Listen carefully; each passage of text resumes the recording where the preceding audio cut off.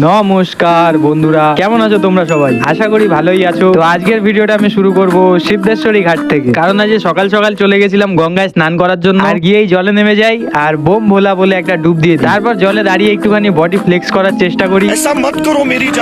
থাক বাদ, স্নান করে ওঠার পর একটু ঠান্ডা ঠান্ডা লাগছিল, কারণ শীতকাল তো প্রায় চলেই আসলো। তারপর গঙ্গা দিয়ে বাড়িতে এসে কলেজে যাওয়ার জন্য রেডি হচ্ছিলাম, কিন্তু আয়নার সামনে দাঁড়িয়ে নিজের চাঁদি মাথাটা দেখে মনে মনে ভাবছিলাম যে লোকে কি ভাববে, লোকে যা ভাববে ভাববে, সেটাও কি এখন আমি ভাববো নাকি? এই কথাটা আমি তোমাদেরকেও বলতে চাই যে আমরা অনেক সময় লোকের চিন্তা করি, কিন্তু লোক কিন্তু আমাদের নিয়ে কিছুই ভাবে না, আমরাই লোকদের নিয়ে ভাবি। তারপর খাওয়া দাওয়া করে আমি বেরিয়ে যাই কলেজে যাওয়ার জন্য, আর পৌঁছে যাই জনমানবহীন আমাদের কলেজে। আজ কলেজে স্টুডেন্ট অনেক কম এসছে। তারপর আমাদের ক্লাস শুরু হয়, যেইটা চলে 11:30 থেকে 1টা অবধি। আর এরই মধ্যে স্যার পৃথিবী ছেড়ে চলে যান। পৃথিবী মানে এই ক্লাসটাই এখন আমাদের কাছে পৃথিবীর মতো।